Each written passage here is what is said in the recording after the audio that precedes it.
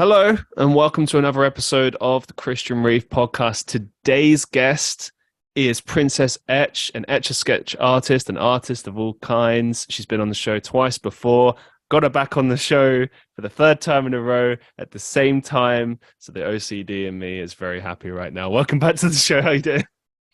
Hi, thanks so much for having me again. It's an honor to be back. Oh, the honor's always mine, man. I love talking to you. And I always try to kind of keep somewhat tabs on people that have been on the show before, just see how people are doing and whatnot. And you've been doing really, really well. There's a lot of different things we could sort of jump straight into, but yeah, I don't know. Like, what's past year? Like, what would you say are kind of the key things that stand out for you?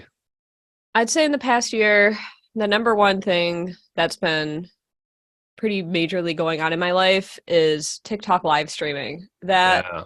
has really just taken over my life in a way that I was not anticipating, and it's been a really amazing journey so far. So yeah, that's definitely my number one. Otherwise, I've just been plugging along with my freelance art and having the time of my life doing that. So last year was my best year yet as a freelancer. I've been doing it for over 6 years now. I started in June of 2016 full time. And yeah, last year I couldn't believe it because when I first started freelancing, I didn't think live streaming was on the agenda. I didn't think that I would be getting most of my work remotely. I figured I would need to depend on living in Chicago, which is where I began. So yeah, that's been my number one big change in life is just diving full on head in on live streaming. We'll get back to live streaming in a second. I just want to touch more on freelancing for a Oh second. yeah. So the beginning of this year, I took a plunge. I decided to kind of go, like, this is the year. I turned 30 this year. I'm just going to go for this acting stuff and everything else and just see what happens. Because at least if I try, I can say, even if I fail, at least I tried. I gave it my all, right? So I did Yeah. everything. I began I don't know if you saw, I got like my photo shoot done for the first time. I got a bunch of other things done, all set up. And so now I kind of knew what to expect with the freelance kind of side of things in the sense that, like, you often get a bunch of different projects, certainly in the beginning years, and it will start off on a smaller scale in terms of like what you get paid. But, these things add up. And then, of Yeah. course, you've got to kind of manage your finances accordingly. And so right now, I'm basically chasing project to project and trying to weigh it up and see, okay, does this work for me? Is this worth me putting the time? And also another thing as well that I'd never really considered is every time you travel for a project, you have travel expenses, obviously. And sometimes Yeah. you get lucky and like the provider will pay for it, sometimes not. I'm currently disputing someone at the moment regarding that. Oh I'm no. just like, yeah, I know. Yeah, I can share it here quickly. It's fine. So basically, I did a film and they agreed to cover my expenses. They knew where I was coming from and stuff. And that because I said, like, oh, listen, I'm coming down from Manchester. It will be, it'll cost me this much. Would you be able to cover it? They said yes. I was like, okay. And then when I sent over my invoice, and this is very common with freelancing. This is why I wanted to talk to yourself Oh about yeah. this and kind I of know because it's coming. right. So they said they pay for certain stuff, but then they Mhm. were like, "Oh, yeah, we can't cover what was it? The travel to and fro from the train station, the nearest train station, or something." And I was like, "You never offered," because they said like there was transportation that they were going to offer, and I was like, "Well, you never offered it to me." And they were Yeah. like, "Oh, well, we called you," and I was like, "Well, I'm sorry I missed your call, but like, you could have messaged me and haven't received anything." So there's a bit of a dispute there. We'll see what happens with that. But it's the reason I bring it up is this is quite common. You get Oh yeah. situations where people pay you late or you have to dispute it, you have to chase it. Um, so I guess what I wanted to ask you with all of that is because I think it might be really valuable for people listening who want to take the plunge and become a freelancer. Certainly, I'd like to hear your advice Yeah. because I'm trying to get into it properly myself. What advice do you have based on your experiences of sort of becoming a freelancer and making that transition? I know we've spoken about it a bit on previous Yeah. shows, but let's explore it a bit deeper. No, I totally love this question because when it comes to payment with freelance, it is kind of most freelancers' kryptonite for so many reasons. As you said, you could get nickeled and dimed, and you could have to dispute just the smallest of stuff. People do not want to pay freelancers, and they know it's easier to not pay them because they don't have people advocating for them.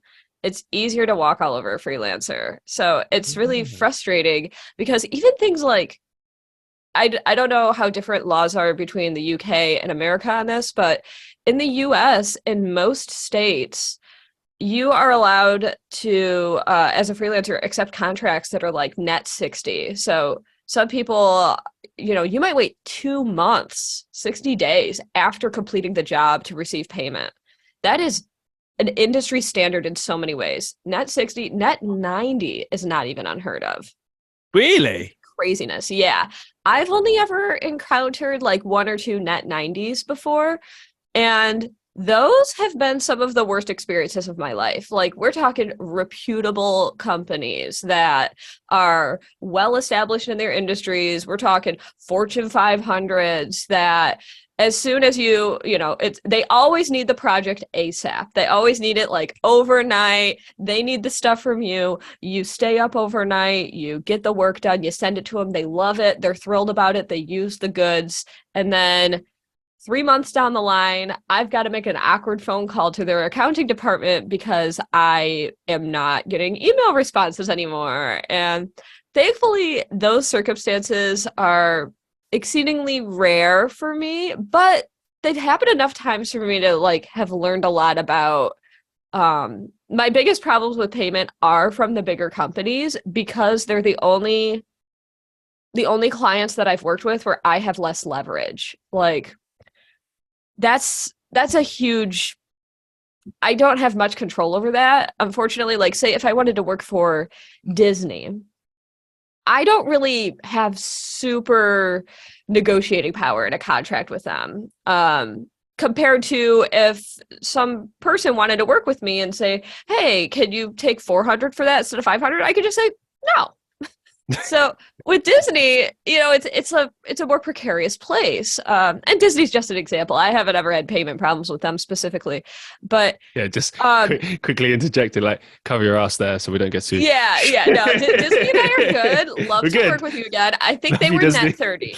Yeah, Yeah. Disney. That's like a positive industry standard. But even still, net 30 being the thing to look for in a contract feels criminal. Like, why do they have to hold up our money for an entire month? I know there are administrative reasons. I know people got to talk to different people in companies. I know, like, theoretically why it's net 30, but from like an ethical standpoint, Mm, why are we paying employees within the week for their work or within 2 weeks for all the work they do? And then freelancers have to wait an entire calendar month for the work that they do. And not every company is like this. Even if they have a net 30, sometimes you get that payment sooner and you're like, yay. And that's just if you get paid. There are times when you just don't. Like, my yeah. first time ever doing a freelance job ever, I had freshly graduated from college. I was provided an opportunity from somebody associated with my college. So it was kind of like vetted. So I was super excited for it. I was hungry for work. I was going to take anything. I was saying yes to any opportunity because I needed a portfolio. I needed something that wasn't like my college projects. And I took on this job that I didn't want to do. I'll keep it kind of nebulous, but basically, I drew a lot of shoes and I hate drawing shoes. I don't like it. It's not fun. So I did Any particular 50. reason, or just They're kind of, I don't know, like it's funny because as an adult, well, I was an adult then, but like a decade later, I feel like they're a lot more fun to draw than they used to be. But back then, I just found them to be sort of boring. And drawing right? shoes at different angles can be like really tedious and technical and difficult. And there's just a lot of like technical aspects of drawing a shoe that can kind of be mind numbing. So Mm, I wasn't particularly enthused about the project, but I found and this is true with a lot of the work I do, I may not like be in love with every aspect of a project, but I can usually find something to get into. I can usually find something that will pique my fancy and kind of like invigorate me into diving head in on a really fun project. Like it may not seem fun at the surface, but once I get into it, I find a good reason to get enthusiastic about it. So that project we started with, I had to do, there were so many red flags that I didn't know because unfortunately a lot of these red flags can't really be taught in a classroom. And the best way to learn about a lot of the red flags is to make the mistakes. And your best teacher is your wallet. So I unfortunately learned some very hard lessons. One, this guy started with wanting me to do something that I was just not qualified for. They basically wanted me to design a new shoe. And anybody who is like serious about their business would not go to an amateur for something like that. They would not go to somebody who has nothing to show in their portfolio that would align with that. It just like doesn't make sense. And I wasn't thinking about that at the time because I figured, oh, this is like a really good opportunity for me. But I get why small businesses might dabble in working with amateurs. And I would consider myself at that time to be an amateur in that particular thing. But yeah, I guess there's a lot I could say about that on a tangent, but he hired me to do sketches for drafting up concepts to help find the look of this shoe. And I don't have any experience with pattern drafting or with the structural support of a shoe, and it was, a certain kind of shoe that they wanted me to make. So I begrudgingly they wanted 50 sketches. I went to shoe stores. I studied shoes. I photographed them. I Googled shoes. I sat down and I drafted 50 different concepts and I presented them all. And we had a meeting about it and all of this. And they liked some of the sketches. They had me work on a logo, which once again, that wasn't my area of expertise. But I think with artists, people who are in that universe think like, oh, you're an illustrator, right? Can you make my website? Can you make my logo? Like, they're just like, you use a pencil, right? You could do these other things. Like, yeah, the public perception from people who aren't in the art universe sometimes kind of is like that. And when you're just starting art, you're kind of tempted to take that stuff.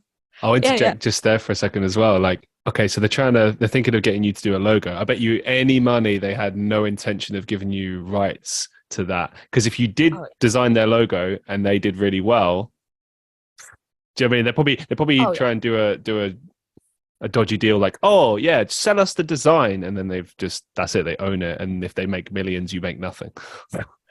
100%. There were no contracts at all, which for small stuff like personal projects, I don't need a contract for someone who wants me to draw their cat. That's fine. But yeah, for like a project of this scope where this person was pursuing this field of like shoe creation and logo making and brand ideation, that's something that like we didn't even scratch the surface with that, because what ended up happening is I made all these logos. They liked a lot of my sketches. They kind of leaned toward this one logo. And then I made these 50 shoe sketches. And after I sent the shoe sketches, I was ghosted.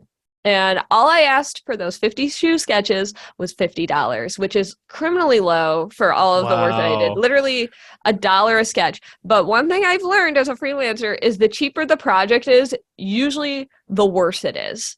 You're getting a different kind of client. If you've ever heard of like the 20-80 rule, where it's like you can apply to all sorts of different principles in life. I firmly believe that 80% of my toughest customers, of the biggest problems I have, come from usually the bottom 20% of the paying customers. Like the people that buy a $5 sticker are going to nitpick it more likely than a client that hires me for a $5,000 project. This is so true. I've had this experience as well. This is ridiculous. Yeah. Like one thing that annoys me a little bit in the acting sphere is like how many hoops like students will try and put you through in student productions. This is a bit crazy. Yeah, because like on more major productions, it's often just send us your stuff, we'll have a look, and then maybe we'll call you in, or maybe we'll just employ you. But like, there's so many that I've seen. Like, oh, we want you to send, a full resume and audition tape, and then you've got to meet us and do this. And I'm like, come on, man. You're not. I mean, this is not even a paid project, and you're students. And nothing against students. I've worked with many students over the years. Sure, I still sure. do.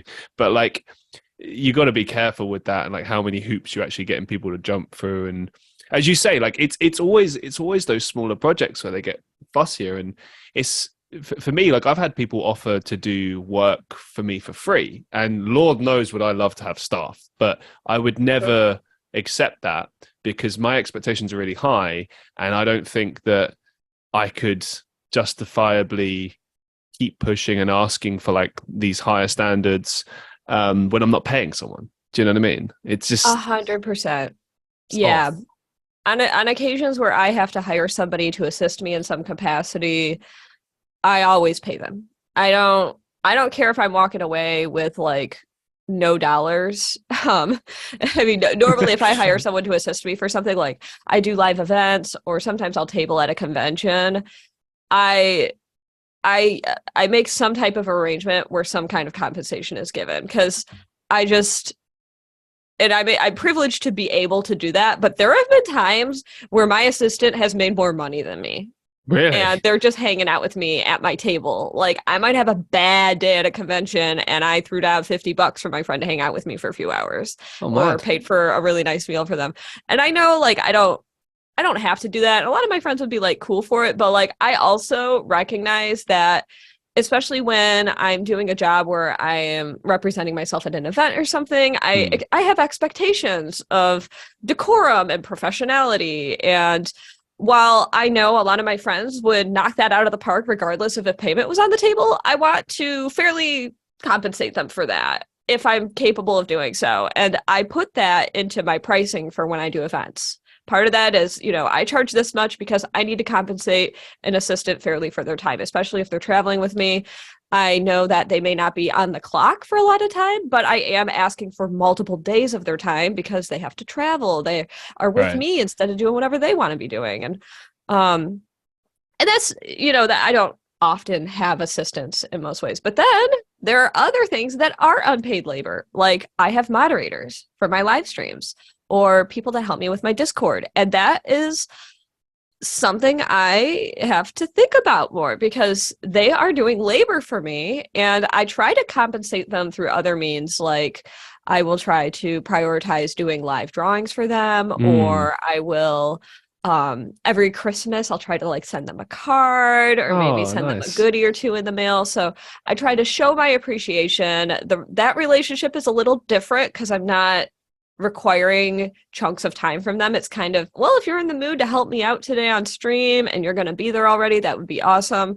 So I know there are more successful streamers that do compensate their moderators when they handle a lot of tasks for them and everything. And that would be wonderful if I got to that point where I could start actually paying moderators. But It's exactly yeah, the same for it's me. interesting. Shout out Yeah. to Vilma. Hope you're doing well. There's people such as Vilma, a friend of mine, who do so much for this show, and I just feel so bad that I don't have the means to offer them, because I would 100% employ her as, like, I don't know, maybe the producer for the podcast, something like that. Sure, Because sure. you recognize like the services that these people are doing for you, and but like it's all about what you're able to do at that given time. It's like, for me, it's like, this will happen one day. I just need to get there. Like, I just need Yeah. to get there. It will happen. God damn Yeah. it. Yeah. And I have a great friend, my friend Jesse. Hi, Jesse.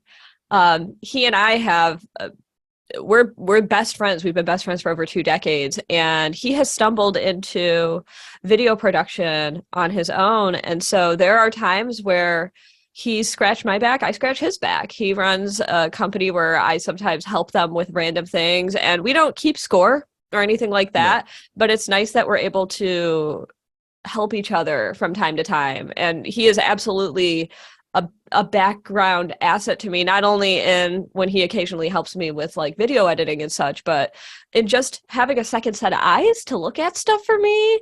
He'll give me candid feedback. He'll like, and even, my boyfriend Kyle, like, I'll have him look at stuff and he'll tell me some stuff where I'm like, meh. but you're right, you know. So, you know, that's not, I'm not compensating those situations, but they are helping. Is your partner like, is he in a completely different field totally? So his right, yeah. Because I think He's that's a really useful, is to have that insight of this person has nothing to do with this. They wouldn't even, so it's purely yeah. just objective and boom. 100%. Yeah, he lives an entirely different universe from me. He is a PhD physicist. Oh man. So, Okay, there you go. Cool. yeah, if you've ever heard of the show House Hunters, there's like the meme of like, I'm a butterfly catcher and I'm a bricklayer, and together we want a $6 million home. We joke about that. Like, I'm an etch-a-sketch artist and I'm a physicist. Together we're looking for a $2 million home. And That's cool, man. That's awesome. yeah, yeah. So it's nice, but it's really tricky as a freelancer to advocate for yourself. And the best thing that I've done, and in regards to personal commissions, so I do, personal and then commercial work. With the personal work, I always 99% of the time only accept payment upfront, 100% upfront. And it's actually thanks to Etsy that I do that, because Etsy has established that kind of social norm that if you purchase a product on Etsy, you pay for it first and then it gets shipped to you. So the leverage is all on the seller to ship and fulfill the product. And then if something goes wrong, then you can get your money back through Etsy. So I really leaned on that in the beginning, and it really helped me to make that my standard and my norm and get me used to doing that. So when people purchased commissions from me off of Etsy, I'd say, hey, I will start the project once I receive payment, then the clock will start ticking on the deadline. And people were pretty understanding about that. And people who weren't, if they had problems, then usually they were red flags and they weren't worth my time and energy anyways. If I even had a project where on rare occasion I'll do a specific percentage, usually like 70% upfront, but sometimes getting that last 30% can be a real drag because you are done with the product and I won't ship it if it needs to be mailed to someone. I won't hand it off until final payment's received. So sometimes I'll end up hanging on to a project for a month before I receive that final payment. So I don't even like doing that. I just like upfront, I don't even provide the other option unless the prospective client is like kind of like, well, and then I'll sort of weigh my options. And I know that a lot of artists, it's trickier for them to be in that position for various reasons, but if you have that option as an artist, I encourage everyone to start doing that, because you will only benefit from there. There's a little bit of benefit of the motivation of finishing the project so you get paid. That's a good motivator that can help you with deadline management. But otherwise, we don't want to be debt collectors. That's not our job. That's not That's not in our job description. We want to be artists. We want to be musicians. We want to be actors. We want to be able to practice our craft without stressing about if we can afford our next meal. And yeah, that's the reality as well. Like, I mean, I think, like, for me, it certainly is like this right now, like having to chase people for things, and it's like I've budgeted so that I'm ahead on, and I think that's a kind of key place you want to be, is ahead of schedule. So you want to have like money kind of saved for the next whatever month or 2 months ahead, something like that, and work around that so that you're always working, forward, and any money that you're earning is for the future and not for like immediately now. Sometimes you kind of, sometimes it gets trickier, but things like this slow it down, and it gets ridiculous sometimes, especially when you're chasing like several projects at once and you just have to keep a log of like, they owe me. It's just like, just pay your bloody clients, man. Oh, so pay your artists, pay them now. Exactly. And it's also a disservice to yourself if you're so busy spending time chasing for your paychecks that you can't properly focus on your craft. It will affect the way that you go about working. When you're stressed, it will show in, the way you perform or the way that you create. And it's not one of those things where it's like, well, if you're having this problem, it's your fault. That's not it. It's the industry that's the problem, because this has become the norm. This is what is expected. And there are a lot of times when you don't hold all the cards and you have no choice but to wait. And sometimes you'll get paid on time and sometimes you just don't. Like I was recently presented with a contract, and this just it just made me realize, like, this is so typical. I was presented with a contract that I'll keep nebulous for legal reasons, but it's a contract where payment might be going both ways. I might be paying them for certain services, and then they would pay me for certain services that I would render.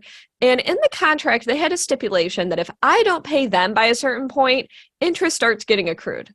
Well, guess what? There wasn't that on the other way. It's not like if they didn't pay me on time, interest would be accrued. And I know contracts are written to benefit the party who wrote it. And that's where negotiations come in, and that's where you establish those rules. But it's just like, oh, of course, like I, the creator, have to pay penalties if I don't pay you on time. But what about you? What about you if you don't pay me on time? Like, really? I think it all comes down to what you said earlier about, like, when you're first starting out and you don't really know. Like I had to learn that the hard way with regards to charging for projects.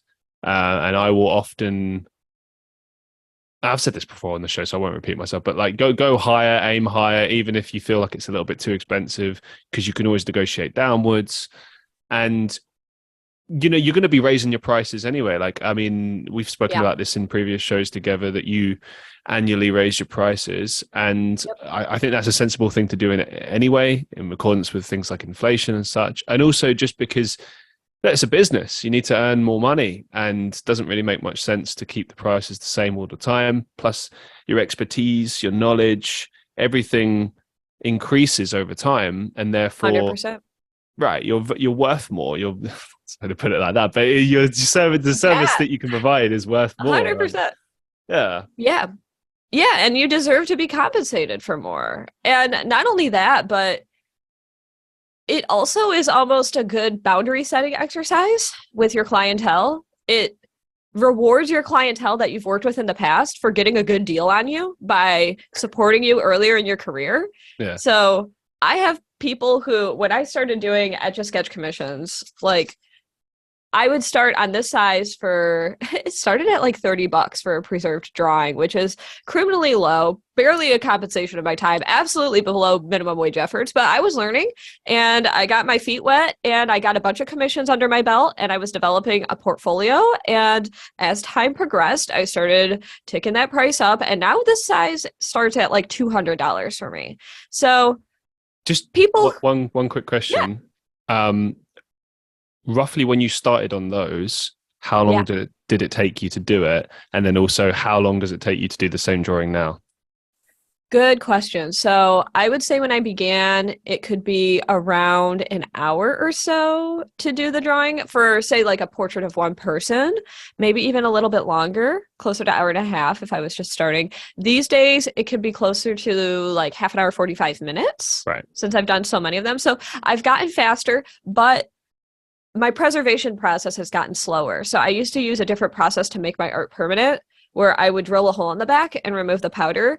And that was a sufficient method, but it wasn't 100% thorough. There might be, if you drop it from the wall, you might get a little bit of spotting on the screen from just residual powder I couldn't get out from that first method. So people who own etch-a-sketches with the first method, as long as it hangs out on your wall and everything, it's fine. But I switched to the most thorough method available, which is much more time consuming, which is one of the reasons why I upped my rate. That could take over an hour to preserve, whereas before it could be like a 20-minute process. So I've changed the way that I invest my time and reallocated it. But also, those who have my art for $30, they can pat themselves on the back for making a wise investment. They look now, they see it's $200. They're not going to get mad at me that it's $200. They're going to be happy that they bought it for $30. Like, they bought low. And I think every year, you know, that's another reason why I raise my rates. So that's why I don't drop them. If I suddenly drop my rates to $100 because sales were slow, then everybody who spent for $200 is like, well, what the heck, man? Like, what do you mean it only costs 100? Were you bilking me? Were you like? It's a good thing to consider. I mean, I've said this on the show before about the idea that you shouldn't drop your prices or set them too low, because it kind of says a lot about how much you are worth or how much you deem that you are worth. And sometimes it can work against you, because it's essentially saying like, oh, well, I'm on the smaller scale. Like, I'll give you an example. Like I pitched a project recently to someone and they gave a range of what their budget was. And I kind of pitched somewhere in the middle. I could have been greedy and gone for their whole budget, but I figured, you know what? The work doesn't seem like it'll take that much time. This is roughly where I feel is reasonable. And I pitched, and I said that in the message to them. I was like, I've pitched it somewhere in the middle. I'm happy to negotiate a little bit, but let's see what you think. And I think that's a good. Always make it clear to whoever you're working with, like you're happy to negotiate, but like there was a really great bit of advice I received from a guest recently, which was that instead of like dropping yourself down, dropping your rate down, a good thing to do is offer to do like a portion of the work instead for the price that they want. And then, you can, if they want the full deal, then they have to pay the higher amount. And that's a good way, because then you don't lose your integrity and, you keep your reputation, but you also give them a taste. And it's like, find a way up your budget and then maybe I can give you the full deal. I love that. I've been trying to do that more lately. There was a project I did where I have like a starting rate for if somebody wants to purchase a time-lapse video of me drawing on an etch-a-sketch. And this client wanted about 50% of that rate. And so I like what you say, like, don't change the price, change the scope.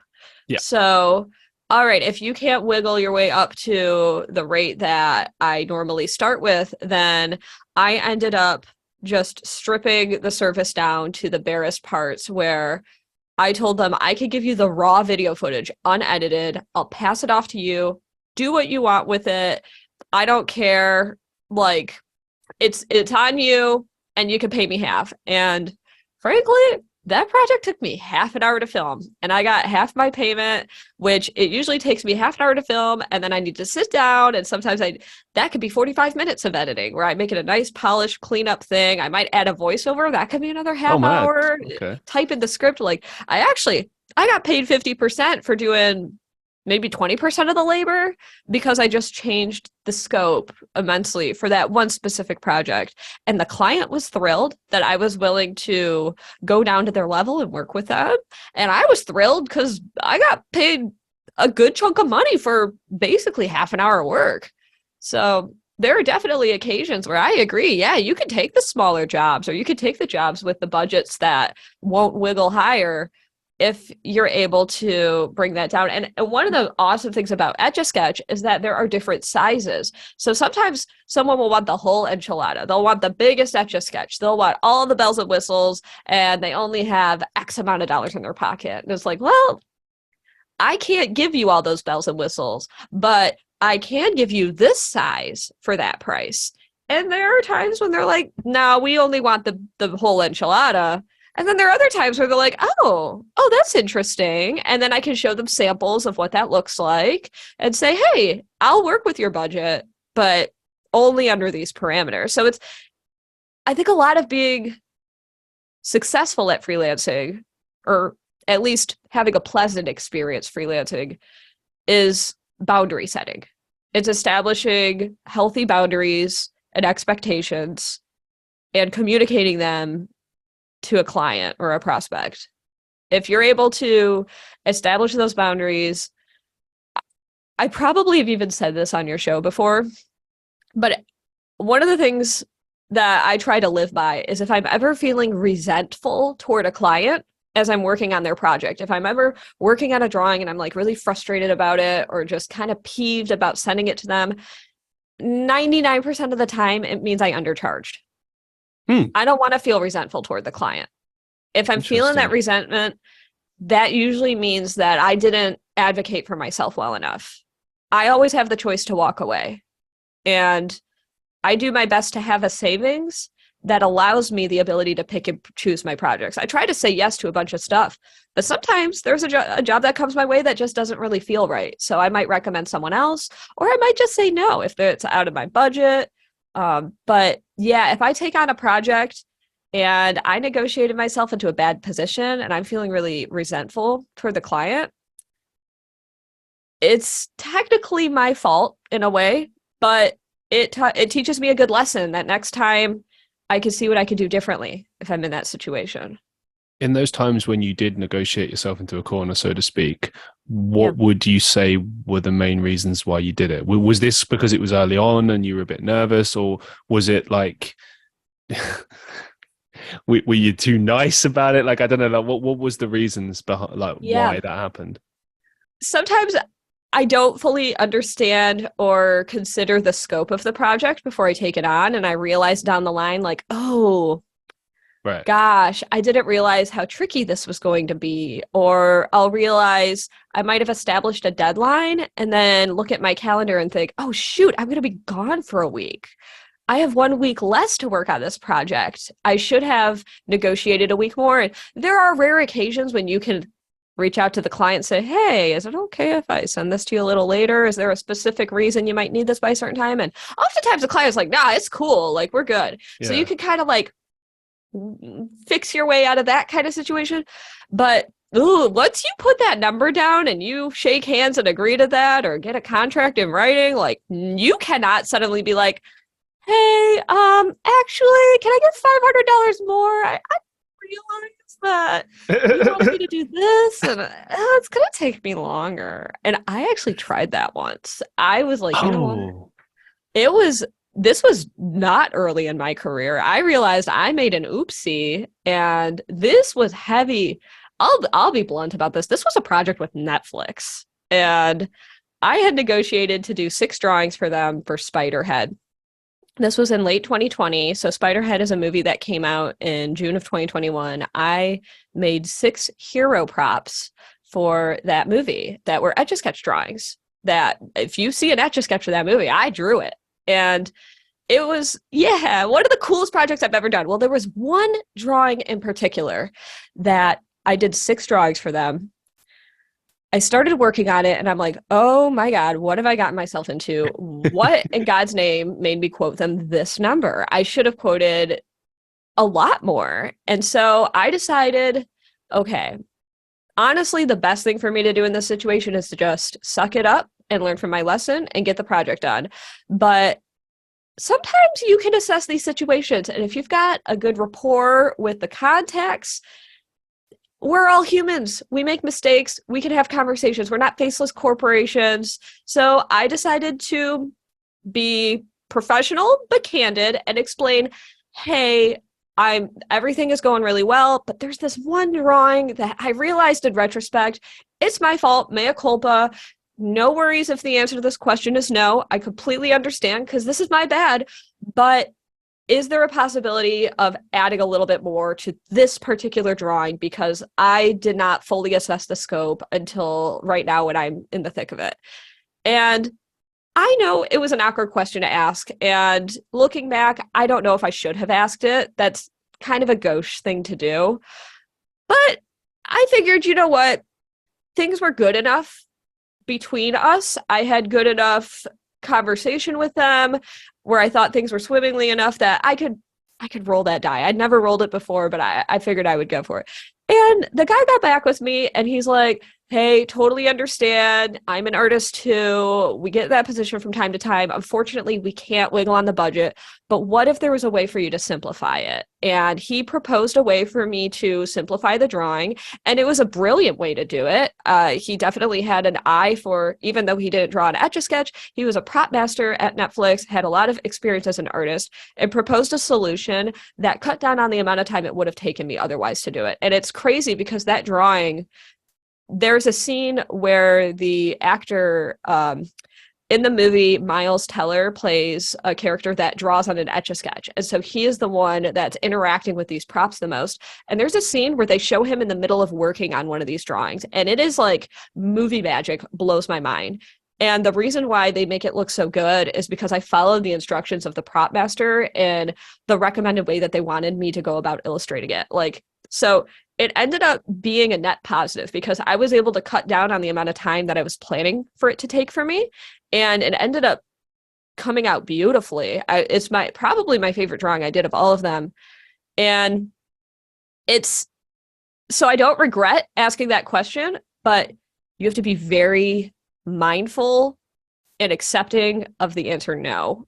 And there is a chance if you ask that question that it could damage your relationship with the client because frankly, it comes across as unprofessional if you give them a number and you're like, wait, takesies backsies. I'm sorry. Oopsies. Yeah. And so that is a seminal moment when I realized that I undercharged because I didn't fully assess the scope. So it's hard when you're beginning or when you're early in your career to fully understand the scope. I had another client where I was feeling resentful, and it didn't even have to do with them. It had to do with shipping problems because I have to mail my art. And I was spending so much time on the phone with customer service, with the shipping company, trying to figure out what was going on with the package. And that's not what I signed up to be. I'm not supposed to be a shipping consultant. I'm supposed to be an artist. I put the art in a box, I throw it in the mail, and after that, not my problem. Like, that's the mail company's problem. But I also care about the client and I want them to be happy and I don't want them to get their product late, especially if I shipped it on time. Usually I give a few days extra because things happen. And unfortunately, I did give extra time and a lot of things happened. And I found myself resentful that I was dealing with all of this extra stuff that wasn't really my problem, but I provide a premium service and I owe it to my client to be there for them in that moment because I know how to navigate that world better than they do. And I want to advocate for them when I can. And so I realized, okay, I should charge more because I'm providing more than just art. I'm providing that level of customer service to them that deserves to be compensated. I deserve to be compensated for the hour and a half I spend on hold with the post office when a package goes awry. The client feels bad. The client feels guilty that I'm not getting more from them because they already paid me and I don't expect them to pay more in those situations because 99% of the time it's fine. But those kinds of curveballs you don't expect, like, oh, suddenly it's hard to find etch-a-sketch product on store shelves, or anytime there's like a snag in the road that you don't expect, like, oh, I quoted $1,000 for flights and they went up to $1,200.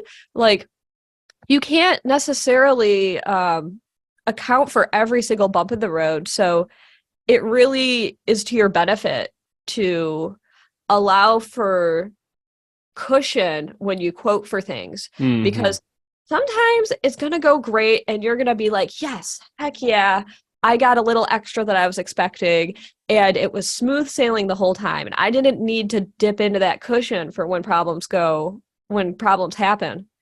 But then there will be those other times where the shit hits the fan and Murphy's Law is in full effect and even your cushion may not adequately cover everything, but you've been charging cushion for a long time now, and you don't feel so bad if you got to dip out of your pocket for those weird occasions when that kind of stuff happens. And yeah, it's not like the client's fault when things go awry. So you might feel resentment about the project, not specifically about the client, but that's another reason why it always benefits you to try to, like you said earlier, push for a little higher than you think you need, because eventually you're going to find yourself in a situation where you thought it was going to be something and it ended up being like 3 times as much as you expected. So yeah, it's tough though. It's tough to figure out those numbers. And that's why talking to other people is really awesome. I'm starting to do that more myself, being more candid with people that I'm growing to trust, where I just talk numbers with them and where I talk about the nitty-gritty of contracts and negotiating for projects. Like having a social circle to help you with that is of paramount importance, because I'll be honest, I'm used to doing it all on my own, and Right. I'm good at some stuff, but I'm not the best at everything. And there are people who are way better at it than me. So it's like taking a little backseat on my pride here, and asking for help is like really good for me. I, Really good for me. I always look at it like you can just learn something or hear something you'd never even considered before, or like considering something from a different angle or whatever. Like there's always going to be benefit in that. And this is why, like in my circle, be it people that have, experience in my area, or even people that don't, I always listen. Even if I won't agree or I won't go with what they say, I always have my ears open just in case there's something there that might help me or might even change everything, like the way you look at something. It's really Yeah. important. And it's really interesting to talk to people in other industries, like my conversation with you right now, because a lot of these problems are universal across industries. Yep. Even the little tidbits you've shared about freelancing and acting, it's like I relate in a lot of ways. I do travel occasionally, and my God, getting compensation for travel can be a pain in the butt. I did a project once where they accidentally charged me for the hotel. This will sound like tooting my own horn a bit. I did a project for MTV, and they chose to put me up in the Ritz-Carlton. I would not have picked the Ritz-Carlton, but I wasn't about to argue with it. Well, they accidentally charged my credit card, which is supposed to be for incidentals. And suddenly I'm dealing with the weirdest customer service problems ever, because it was $420 a night. Like, what do you mean $420 and then my credit card suddenly? What? And Oh, no. that's just like the weird. I would never have thought I'd have that problem ever in my life. Like, sure, put me up in a nice hotel. Wait, I'm paying for it? Wait a minute. Like, I would have gone down the street to the, like, I don't know, the Motel 6. It's only like 50 bucks. Not that cheap, but a Best Western, a Hilton maybe. I stayed in a Best Western when I went to the States. Best Western's all right. I rate them. They're great. I love Best Western. That is a Marriott. Marriott's a good time. There's definitely, yeah. And it's just one of those things where every job is unique, and it's impossible to predict every curveball that will come your way for every project. So it's best to advocate for yourself and charge a little more than you might think you need, kind of as insurance. Yeah, no, I agree with that. I think you're just covering your back, really, aren't you? I think that's the way to look at it. And I'll add to this as well, just to put like a bow on it. Whenever I do, say, like voiceover projects, I always say that what do I normally call it? When they want lines redone or stuff like that, I'm like, I will do this free of charge, like within reason though. So if it's like a few things here and there, like touch ups, stuff like that, I'll do it, no problem. But if it starts becoming like, okay, we need to just redo the whole of this, or we need to do that, then I'll start being like, okay, we might need to go negotiate an additional fee for this or an additional session. I'll give you a really good example. I did a project at the beginning of this year, worked with a client, and it was for sort of like a commercial or a short film or something like that. And they wanted to do, it was the first time I'd worked with a client in Asia. And so I was very excited about the whole process and everything. And, they seemed like a really good team, and they wanted to do a live session, which I've done quite a few times. So I'm quite used to it. And I was giving them advice that we can try this, we can try that. And, it was going well. Yeah. And then it came to payment, and I was chasing them a bit, and they kept saying like, oh, we'll pay you at this time. And then it was like 3-4 weeks later. And then they had the audacity to then ask for additional. And I'm like, okay, listen, first of all, you need to pay me. You need to pay me.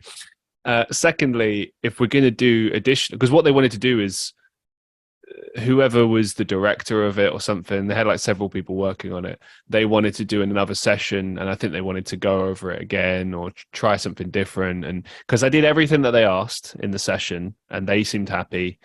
And I, again, said what I normally say, which is if you need touch-ups, let me know. I can add them in post. It's fine. Yeah. But then they came back to me and said they wanted to redo, and I was like, okay. And then they said that I think at first they kind of wanted to get it for free, like a free session. And I was like, we're gonna need to negotiate something here. I can't just work another, was it 3-4 hour session? I think it was, Oh yeah. for free. And I didn't quite put it in those terms. And to be fair, they were very forthcoming about doing a second session. And I was like, oh, great. Okay, cool. Well, we'll arrange another session. And then again, they were trying to be, I don't want to say cheap with the price, but they were trying to kind of get wherever they could. And I was like, okay, well, this is what it needs to be. And they didn't go for it. I got a message back saying that they wanted to go with something else, and I'm like, okay, yeah, they want to get someone else to do it. Fine. And they did pay me. I got my money, but I stood my ground. Like, I wasn't gonna just like bend over and Good be for like, you. yeah, do what you want, man. Like, come on. Yeah. No. Yeah. You establish some healthy boundaries. Right.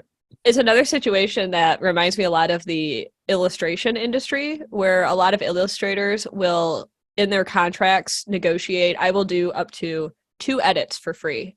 And All they right. might even specify what kind of edit it might be. It can't be like a structural edit to the drawing, but maybe, a different color or this kind of thing. And then after that, they might have some kind of like a fee structure for what additional edits might entail. I thankfully, due to the nature of etch-a-sketch, I send them a digital mock-up. And once they give me Oh. the thumbs up on that, it's like, okay, this is your final chance. If you want me to make it bigger, if you want the drawing to be more on the left, if you want me to change the font of the word, Yeah. this is last call before this train is boarding and departing. Because once I start drawing, there's no going back. And I'm lucky because artists don't generally have that level of boundary they can set under normal circumstances. And as long as I really thoroughly communicate that before the project begins, then things are good to go. But there have been times early on where I do the drawing and they're like, oh, you wrote their name differently than I thought you did. You were gonna. And then I learned about, okay, I need to show them what it's gonna look like before I begin. And then once Yeah. they give the thumbs up, then I could be like, well, see, these are the receipts you said right here. And I haven't had to deal with that, but just in case. That's how I feel with this current situation I told you about earlier with the expenses thing. I'm like, well, this is what you said. Like, Yeah, you got it. I've not got to the point where I've had to send screenshots, but it might go that way. But that's Yeah. the reality, man. What you say is what you say, You're Yeah, bound I by love your word. email. Email, you keep it all in writing. You can look back on it. Phone There you calls go. are trickier because it's harder to keep track of what's being said and there's no record of it. And I love phone calls because it gives me the opportunity to get to know people. It's much more friendly and gregarious. But well, when you're getting into the nitty gritty and you're talking numbers, can we just keep that on email, please? I want a chance to ruminate over it. I want a chance to I'm the same. have an opportunity. Yeah, I Yeah. do not like being put on the spot with how about Mm. this much? Let me get back with you in an email. Like I don't like accepting numbers on the spot. No, I totally agree. I always ask them to do that. And not even just numbers, but like anytime I accept a project, I'm like, okay, can you please send everything in an email? And most of the time they'll just say, yeah. But I'm like, I need to just sit and go over it, reside over it, plan it, and then make my Yeah. understanding of it. So I totally there with you on that one. Yeah, Absolutely. yeah. 100%. And I'd say most of my correspondence is almost entirely over email. And I like that. It also means that I get to respond on my time when it's convenient for me, when I'm in a good spot to do it. If I'm getting phone calls out of the blue, it's hard for me to accommodate that. Like if I'm in the middle of eating lunch, I don't want to talk about a contract. I'm trying to eat a Yeah. sandwich. Um, and that's the kind of stuff. Or I'll schedule calls. I do these days. It's so common to do video chats Yeah. for that kind of discussion. So yeah, but yeah. When you were talking about times when I've felt resentful, there have been times where I've been too nice, and Yeah. I was nice to them, but I wasn't nice to me. So And this is the way I, you got to look at it. This is why I asked you about like how long it took you to do projects, because I think that is a big yeah, part of being a freelancer, especially an artist or voice actor, whatever, is like your time is so valuable, and like how much you'd be surprised how quickly it goes. I mean, even something like live streaming, I have to be careful with how frequently I do that, because it takes up a lot of time. It's just Yes. it takes time, and you have to, especially when you get busier. Like right now, I have an insane amount of podcasts coming up, plus other projects, and it's okay. I'm managing it. I'm making use of that Google Calendar, but at the same time, it's like sometimes I'm like, I might have to move this around. This might have to go later. Like I've had some people reach out to me and be like, "Hey, can we not do the show sooner?" And I'm like, I just can't, because I know like some weeks I'm doing 2 shows, 3 shows in a row. It's a lot. Yeah. And then there's all the editing and everything, and I pre-schedule my show ahead of time. But just on a side note, because it's better, I find, to just have like one show a week. It's much more digestible. It builds anticipation. If you put too much out there, I'm sure you get the same thing with your art. Like maybe you have like several pieces of work done, but it doesn't make sense Yep. to just post them all on social media in one go. Like you stagger that out. Yeah, 100%. yeah, you give it Yeah. time and let it sit, let it, I don't know, stew or something. And then, No, yeah. I agree. And it also creates an expectation from your audience. Right. They get used to the one time a week. They, like you said, the anticipation of that day. It's a good practice. And that's like a healthy practice to have that level of consistency. Also, what you said about the live streaming, that resonates with me so much. I love live streaming, and it is hard to not just turn on my camera and go live and have nothing on the agenda and just hang out with my audience, because they're cool people, and Yeah. it's like hanging out with a bunch of friends. But problem is, I am not doing myself a favor if I'm not getting fairly compensated for my time in some capacity.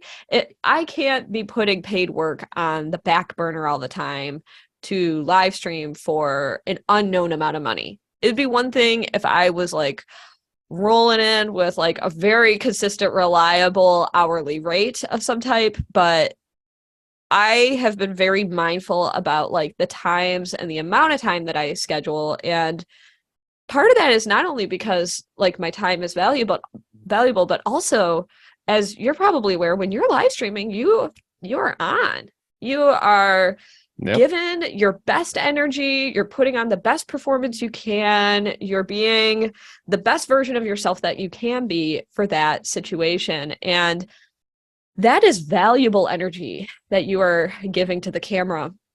And that energy should not be squandered. I've become very mindful about planning intentionally for what's going to happen during a stream, not only to communicate to my audience so they can know and get excited and anticipate what might occur, but also for my own well-being. Because if I go in and just kind of wing it, then I lack direction. It's not going to perform as well because nobody knows what's going on. And I don't really provide the same level of energy if I'm just kind of like winging it. And I still have streams where I only have like a vague itinerary, but that kind of stuff, I do that to protect myself, to make it a better use of my time, to, as bluntly as possible, better my chances of being fairly compensated for the time that I'm streaming. And one of the things that I do with TikTok Live to better my chances for fair compensation is I started doing these like subathon style streams where I'll start a timer and then I will allow the audience opportunities to contribute to that timer through various actions. Some of them are free, liking the stream if I get to a certain like goal or a share goal. So some of them are the audience can basically spread the news about my stream, and that's free for them to do. It's a free action. Others are gift based. If I receive a new subscriber, that will add time to the timer, or if I hit a gift goal, that can add time to the timer. So people, if they're liking it, they can put their money where their mouth is. If they're enjoying it and having a good time, they could immediately give me that positive feedback loop, and then the whole audience gets to benefit from it. And that's just one way that I've been trying to figure out how to make it like actually worth my time. And the fact that I'm getting compensated. Otherwise, I'm still having the time of my life and I'm really happy to do it. It's scary because I would do it for free, but I just can't because otherwise No, I don't have time for paid stuff. I completely agree with you. I know that sometimes with my audience, and I apologize for anyone listening, there is an expectation for me to be live all the time. And I can't always do that. Sometimes if I have a project, that takes precedence. That takes, and I feel if anything, it's better actually. Like for instance, I recently dropped down what I offer on my Patreon. So I used to do 2 episodes a week. I say not a week, a month. Now I do 1 episode of this new show that I do, Life with Christian Reeve. Check it out, patreon.com/Christian Reeve. And I found that it was too much because I was doing 6 shows a month plus everything else. Yeah. And it's a lot. Holy cow. But like the whole premise of the Life with Christian Reeve show is it's kind of a split show in that at the beginning, I'll give a big update on what's going on in my life. And that could be like 5 minutes, 10 minutes, depends how much has gone on. And then the rest of the show is whatever the topic is that I've researched, which broadly speaking kind of follows the same structure as this show, the podcast. Yeah. And what I've found, and this is what I said in my note to everyone and my message to everyone in the last episode, is that if there's less time between each episode, sorry, more time between each episode, it's kind of like the old saying of like, how can I love you if you won't go away? You know what I mean? You got to kind of build a bit of time, let people be like, oh, wonder what he's been up to. And then boom, you tell everyone. And I think live streams are the same. Like if you got time, do it. If you don't got time, you're busy, it's okay. But like I really agree with like the way you've kind of approached it. Like you approach it that way. You're like, okay, I'll set myself goals. I'll try to monetize this. And that's a great way of looking at it. It's a great approach. For me, it's random if I ever get like potential to make money from it. I do get gifts and stuff, and that's awesome. Thank you so much to everyone that gifts. But it's not like it's random. So I try to kind of like, do what I can. But the main reason why I stream, there's a couple of reasons. Like one is there's a really lovely community that I like to give back to as much as I can and entertain them and stuff. And I know it's a source of joy for many people and inspiration or whatever. And that's awesome. So I really love that. But I'm a business guy, just, you're a businesswoman. You got to look at these things like, how is this benefiting me? And the way I look at it is I'm always getting to put myself out there, promote myself, promote my projects. This is a big part of it. And I've said that on streams. I've been very transparent about it. Like, this is why I'm here. This is why I did this. This is why I continue to do this. And I think as long as you're honest and upfront about your intentions and stuff, that really helps. And people want to get on board. They want to, do you know what I mean? Like, and this kind of brings me to this thing I'm dying to ask you about, which is that this happened quite a while ago. But basically what you did is you set up a structure on your live streams where you set a goal of how many like roses that you needed. You worked it out mathematically in order to pay off your student loan, which just blew my mind. And I was like, this is the most ambitious goal ever, but it's fun. And I think that it's fun for a number of reasons, because one, you're not just saying like, oh, give me a bunch of money. You're like, hey, let's do this journey together. Like, this will be fun. Let's try this out. Let's see if we can do this, And you set the goal and you achieved it. Like, you actually did it. Yeah. Walk me through this. That was a mind-blowing experience. So basically, I was doing some live streams on TikTok, and on TikTok, I didn't really have a plan or an idea for what I was going to do at TikTok Live, but I was having a lot of fun. So I would just go live randomly. And one day there was, I should pull it out. I'll send you a picture maybe. There was this etch-a-sketch called the etch-a-sketch, and it's this etch-a-sketch from the Netherlands. That's just what they call it in Dutch, I guess. And it had the silliest name. It just tickled me pink. And so I decided on the spot during a live stream, I said, listen, you guys are going to abet and aid my addiction to etch-a-sketch collecting today. Any funds that I receive on this live stream are going to go toward the purchase of the last thing I need on the planet, this ridiculous etch-a-sketch that I could go the rest of my life without, but I need it. I need it. So I said that, and suddenly this audience of people that were just chilling out and watching were mobilized behind this arbitrary, bizarre goal and started sending TikTok live gifts in mass. And before I knew it, I needed $60 to purchase that and ship it from across the ocean. And 1 hour, bam, $60. And that was like, whoa, that was weird. That was fast. That was crazy. And I tried it again with another strange variant of the etch-a-sketch, since there are so many different kinds out there. And once again, bam, funded in an hour. I'm like, whoa, this is weird. This is cool. If I come up with a goal that I can really get people to rally behind, then people will care and they'll have a reason to donate. Before, it's like I wasn't giving them enough of a reason. So I sat down and I thought, what is a crazy goal? What is an out there, ridiculous goal? And I thought about my student loans. Now, I'd been paying them for, at that time, around a decade. I graduated in 2013. This would have been in early 2022, so a year ago. And I did the math, and the amount that I had left to pay off, I had about $53,000 in student debt when I graduated. And those who know about student loans know that you're paying way more than that because you're paying the interest and all of that. So I shudder to think of how much I've actually paid in the last 9 years. And I was on a graduated plan. I picked the 10-year plan. I have a lot of friends who are on the 25-year plan, and they're going to be paying till their 50s for this stuff. And I ended up doing the math and realized I had $13,484.58 left in student loans. And that number will forever be embedded in my brain because it was the number one goal in my life for a while. So $13,484.58. That got paused due to pandemic. So they were federal loans in the US. And I did the math, and it was 2,696,916 TikTok roses. So for those who are not familiar with TikTok Live, you can send these digital gifts, which are TikTok's manifestation of currency.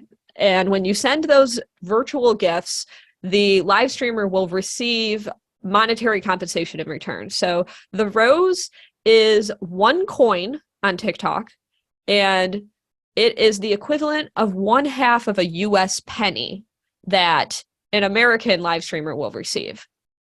So after doing the math, it takes over 2.5 million roses to get to $13,500 roughly. So I started that journey. I posted a video about it.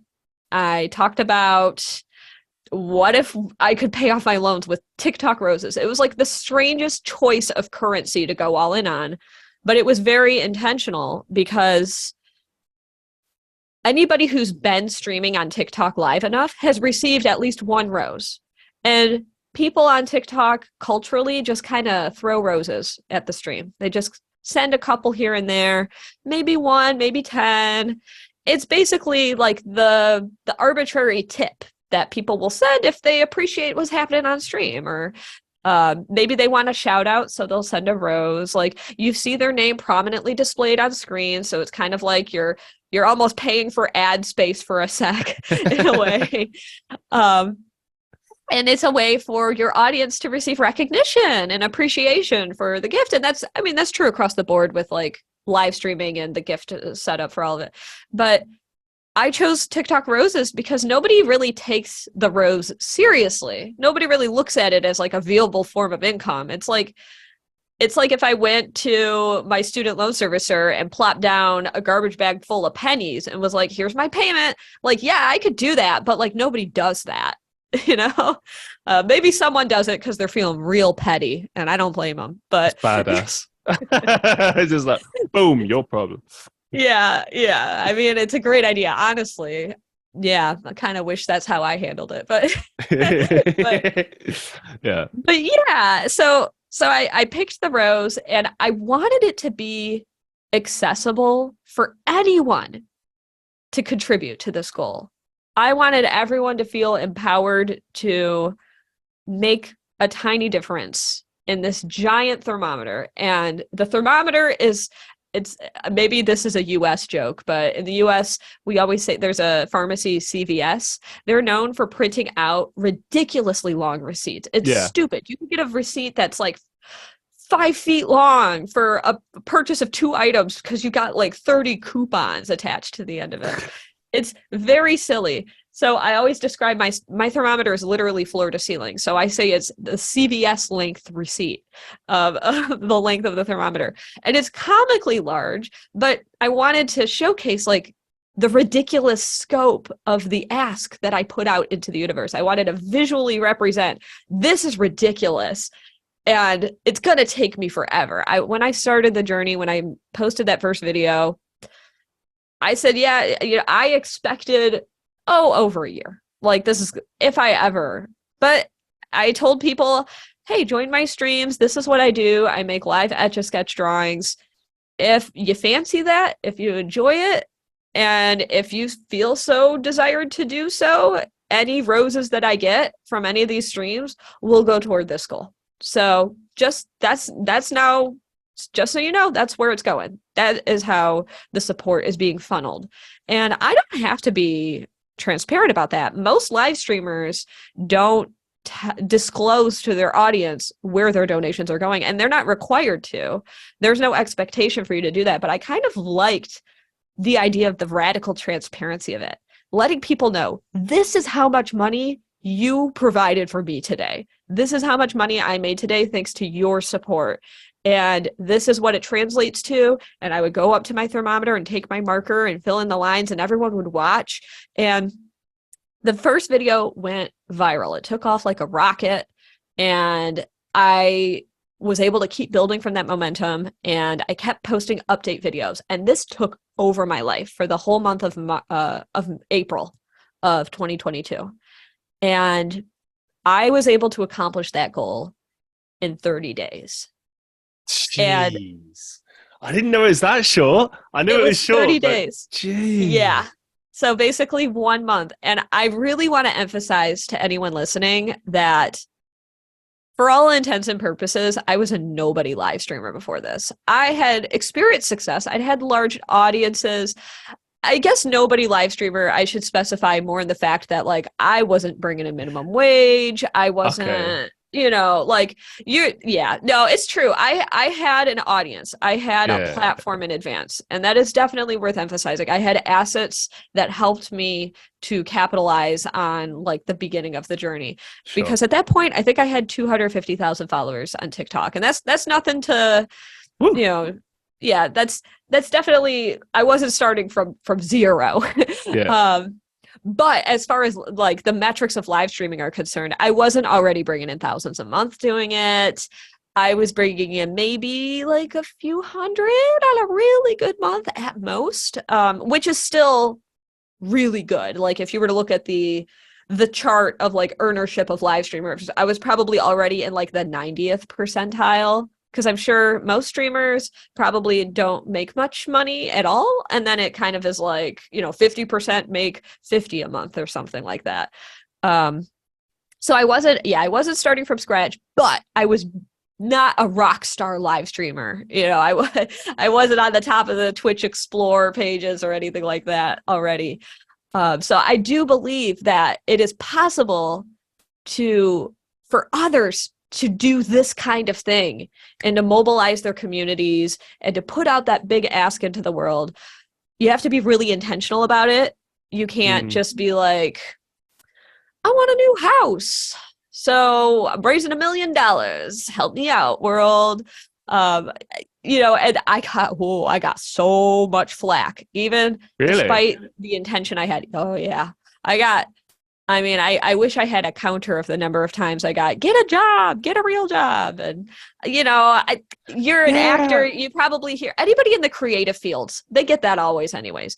But I get this. I get, when I'm live streaming, especially if it's during the day or in the morning, it'd be like, oh, same thing. Like, oh, why don't you have a job? Shouldn't you be at work? And I'm like, well, this kind of is what I do. Like, I know it's hard to imagine, but, like I work hard, I work really hard, but like it's a divide of time. Like sometimes you're on set something, doing something. Sometimes you're recording something. Sometimes there'll be a day like tomorrow I'm going to film something out Yeah. somewhere. But like sometimes there are days when you're just working from home, you're just doing that. And I think those sorts of comments tend to come from people that are annoyed that you're doing what you're doing. Like, because that's the way I look at most hate comments. Is it's just Yeah, someone who's annoyed or like jealous or projecting. yeah, and I get it, I understand, but it's just not necessary. Oh yeah. And Yeah. I expected it. And then I had a lot of people just saying I'm begging, which like I wouldn't say it's begging. It's more like I feel like live streaming in a lot of ways is like digital busking because Yeah, and I agree with this. Like, I think that because yeah, when I saw that you were doing that, your live streams, it's not like you were just standing there and being like, "Give me money." You know, you were doing right. you carried on doing what you were doing in the same way that when I do my music live streams, I don't Yeah. ask for people to send money, but they do, and I'm very thankful. Or if I do my regular live streams, like the conversations, I never like. If anything, I tell people not to give me money a lot of the time. I'm just like, you know, Yeah. I've started to push things like my Patreon now because I feel like that's a bit more acceptable, you know, in the same way that you like would push your Etsy store or something like that. Like it's something where it's like, if you want to support me, here's how you can do it. But yeah, I don't get how it could be conceived as e-begging. Like there are actually people on the app that legitimately do that. Like the Yeah. whole creator battle thing. I don't know if you've seen that. That is Oh. 100% e-begging. Like, and TikTok pushes that Yeah. because they make money from it. Like, I don't know if anyone knows this, Yeah. but like they make TikTok has done a boom. fantastic job of gamifying it too. Yeah. They with the battles. I have a very love-hate relationship with battles. I'll get into that in a second, I suppose. I think with the student loan journey that I did, I call it my roseometer. That's what it is. I love that. So for my roseometer, it was very important for me to provide value for the audience tuning in. And for me, that value looked like creating live etch-a-sketch drawings, hanging out with the audience, and providing visual entertainment. And for every live streamer, it is important to think about how do I provide value for my audience and how do I justify the time that they're choosing to spend with me. At the end of every live stream, I say, you could be anywhere on the internet and you've chosen to spend that time with me. And I never want to take that for granted. It is Yeah. the World Wide Web after all. And there is a lot of good stuff on the internet. If anybody's ever been on the internet, you know that there's incredible entertainment, of course. So the fact that people are choosing to stick around and watch me, I Bingo. never want to take that for granted. I really want to be intentional about making sure to not waste their time in a way. And I think it's dangerous territory when, as a live streamer, you start feeling entitled to the support of your audience. I kind of like that in a lot of ways, live streaming is closer to a meritocracy in a way, because if the people love it, they will show their support in the whatever way they feel comfortable. They'll stick around. They'll watch. If you have a bad stream, there are, algorithms that can really change a lot of things. But I think usually you could tell when a stream, if your numbers are really good and a lot of people are watching, it is very rare for me to say after having like, I don't know, if I have like 1,000 people in the room, it is very rare for it to be like, that was an off night for me. I don't understand why people were sticking around. Usually if 1,000 people are in the room, it's because I was on fire. I was having a good stream and people had reason to stick around. It wasn't like they were doing me a solid. They felt like it was a good enough experience for them to stay. But then the days where I only have 10 people, it's like, okay, I could see where I did some stuff wrong. This is ironic. So 10 people in for me that'd be like a good day. On Twitch, it's a really good day for me. I should specify that. Yeah. So I do all my streams on TikTok, and I used to do Twitch. I've actually been thinking about going back to that, but that's another story. I think the same as you. Like, I've had people come in and comment and be like, how come there's not more people here? And I'm just like, I don't know, but I focus on the people that are here. And to me, it blows my mind whenever I get like 5-10 people in there and they stick around. because you get people that come and go, and I fully accept that Yes. that's the name of the game, and you just have to accept it. You can't take it personally. Um, we all do it. You know, sometimes you'll stick around in the stream for a while, and then you'll be like, oh, I want to do something else, or oh, maybe I'll come back another time. You know, but then you get these Yeah. wonderful, amazing people who stick there for the entire stream, and Yeah. like. You got to be grateful for that. And I've even had those people sometimes be like, "Oh, I'm sorry, you don't have more. It's just me." And I'm like, "No, no, no, no, no, no, no, no. I am so grateful for you because without you, there would be no stream." That's Yeah. the way you got to look at it, because it's, oh, I mean, especially like at least with yours, like you've got something you do, an activity. And to be fair, like with my music ones, all right, that's the same thing. But like a lot of my streams are just me talking and reacting to whatever's in the chat.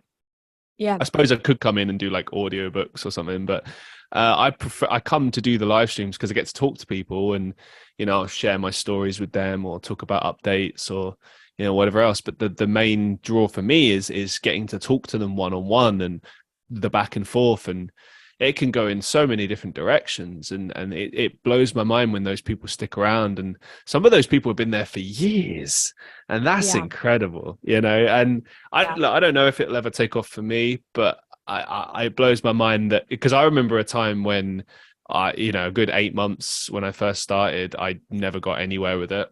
No Yeah. one ever showed up, whatever. You still get days sometimes when there's only a few people in the room, but I've noticed that if those few, even sometimes when I do those morning streams and there's like 3-4 people around, those people stick around. If they're available, they stick around. And I'm like, there must be something I'm doing right then. And so that's what I focus on. I don't focus on the numbers.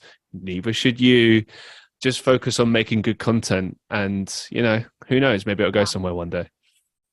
No, you shared a lot of gold there. I think a lot of,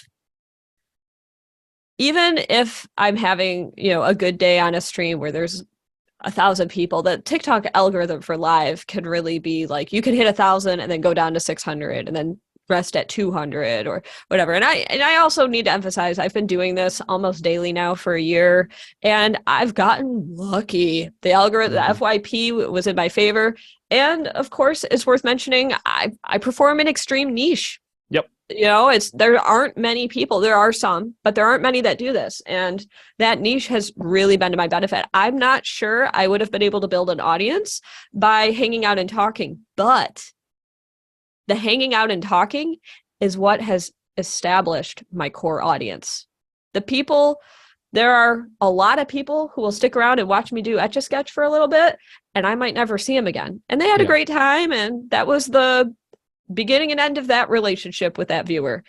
But the people, I'd say, of all of my audience, maybe 30. There's like 30 people. They're like my core fans. Yep. They are my top supporters. And I've asked them, what is it about my streams that keeps you sticking around? And they'll say, well, originally it was the etch-a-sketch drawings that hooked me. I thought it was really cool, but I stuck around because I like you, or I like your personality, or I like the things you say about stuff. And I just really feel connected to you. And a lot of these top supporters are now my friends. It's gone past the point of like parasocial into social. Like it's amazing. And I didn't really think about that when I started streaming, that I was actually forming a community. Some of the people who follow me, some of my top supporters, they're friends with each other.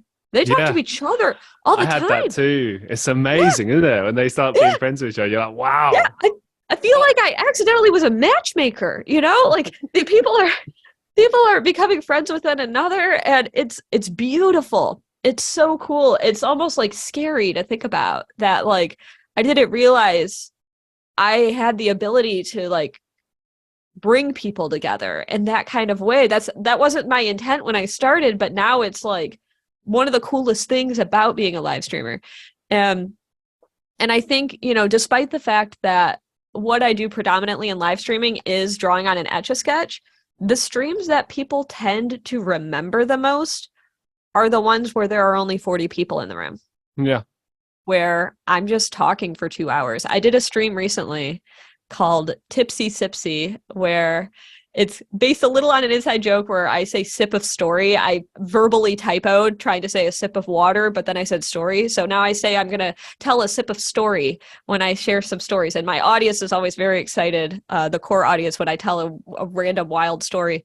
And so I put together like a small thermometer for Tipsy Sipsy because my audience has been interested in seeing, well, what is Princess Etch like when she has a little bubbly in her? And I decided, okay, I'm gonna do this. And it was supposed to be a 1-hour live stream, and it became 5. And I was just hanging out, having the time of my life, getting drunk. And okay. Yeah. Tipsy Sipsy. I meant to be tipsy and I ended up getting drunk. So do not recommend for a lot of people. Full disclosure, big giant asterisk, was only comfortable with doing this because I have a well-established healthy relationship with alcohol. So don't ever feel in any way pressured to imbibe in any kind of substance if that is not your norm. And that's not going to be my norm either.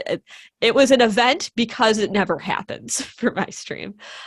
So I did that stream and it was just amazing. It felt like as a content creator, I think a lot of people talk about these concepts of there's the content you make for outreach, and then there's the content you make for nurturing your already established audience. So my etch-a-sketch streams, I try to bring in the numbers. I try to bring in a bunch of people who have never seen my stuff before, but it may not be as engaging to the people who've been sticking around for a while. Like one of my most common requests is drawing Stitch from Lilo and Stitch on an etch-a-sketch.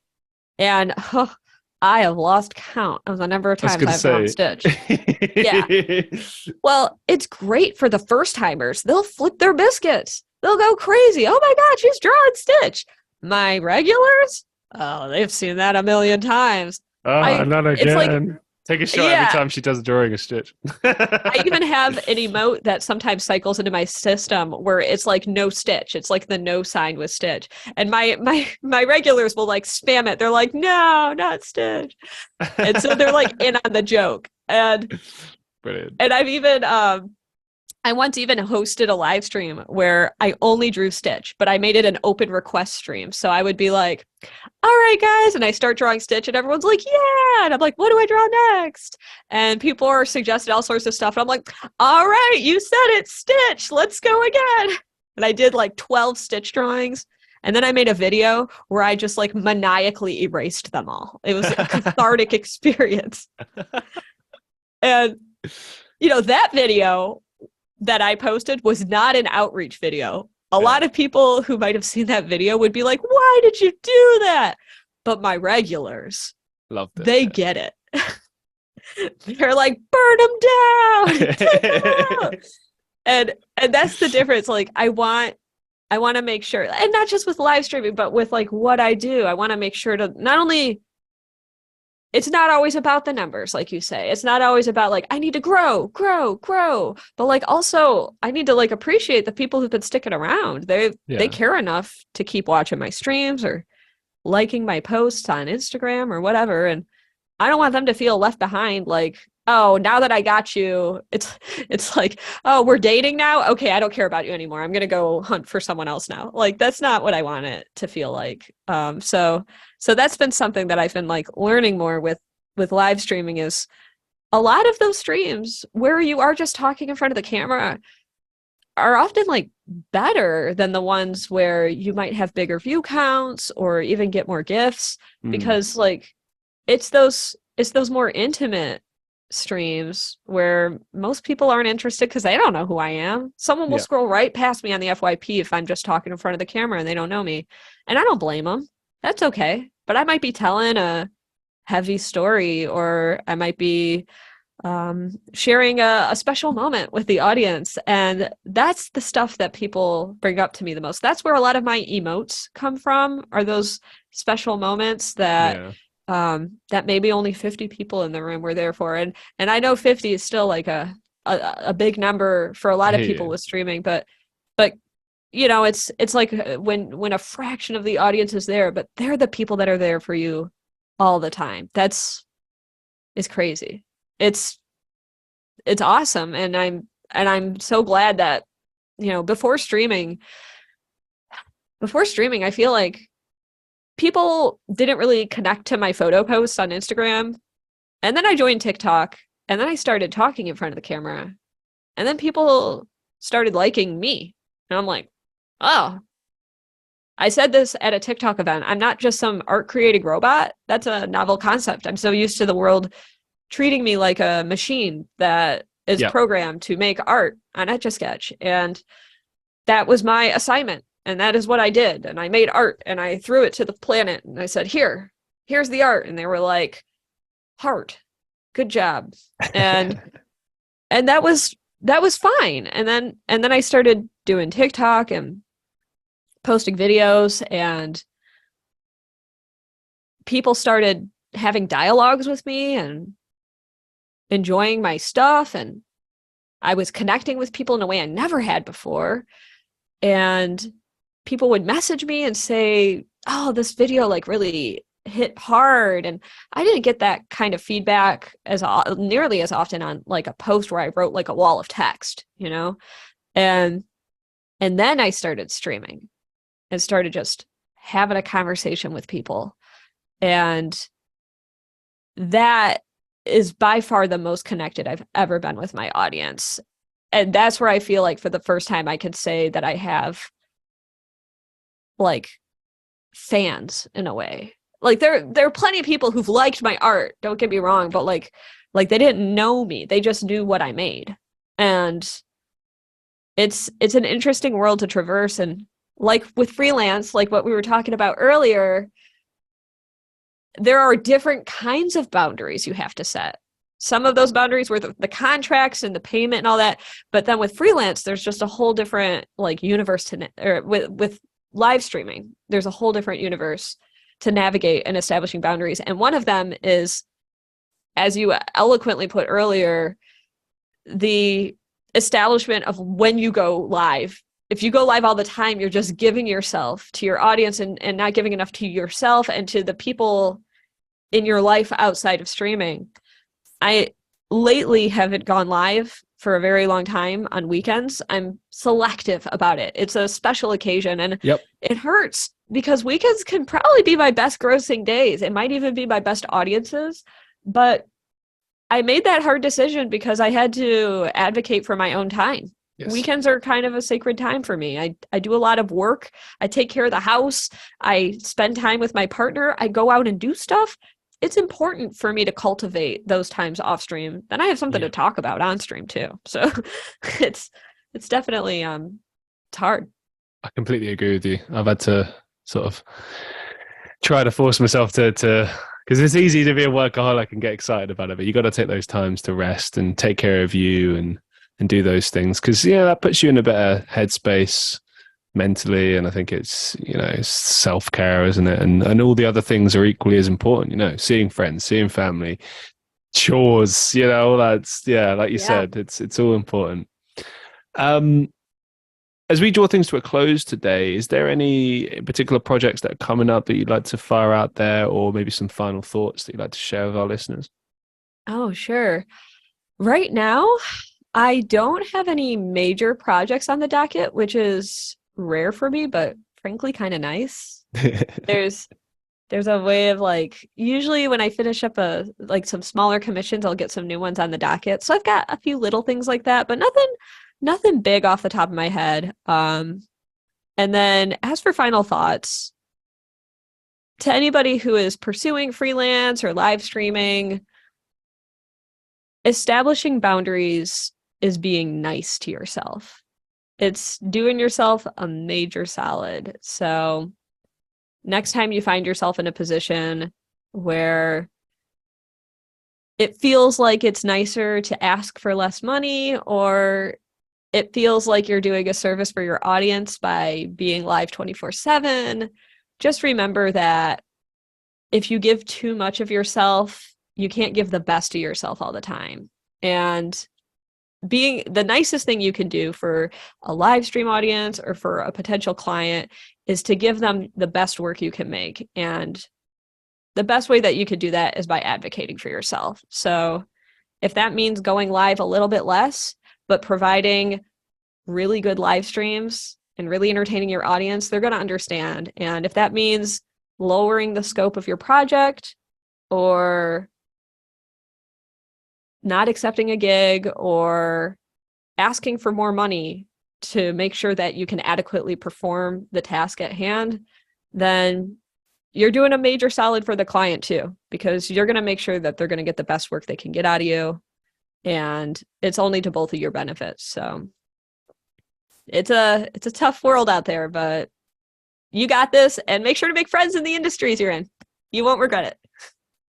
Absolutely. Thank you so much for the third time in a row, Mad. Yeah, it's an honor to be back.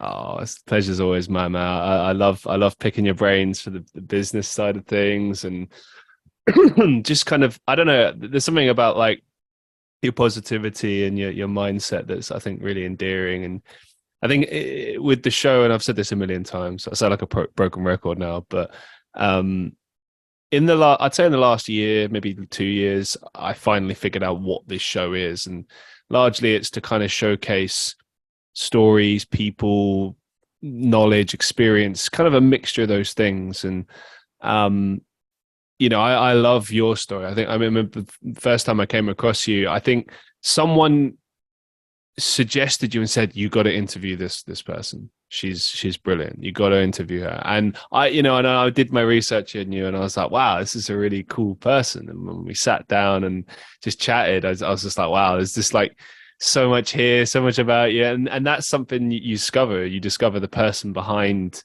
the entertainment, because there is a person behind everything. There's that person that all the things that you don't hear about, the struggles, the trials, tribulations that you go through to get this stuff achieved doesn't often get spoken about, but it gets spoken about on shows like this, and I think that's good. Yes, and it's always a pleasure to spend time sharing stories with you and hearing about your journey as well. And there's so many interesting parallels between our varying industries. Absolutely. Well, I hope that you'll join us again in the future, and I wish you all the best for the future. Yeah, thank you so much for being on the show. Thank you again. And to the listeners of the Christian Reeve podcast, as always, be safe, be well. Hope you enjoyed the show, and I'll see you all very, very soon. Peace.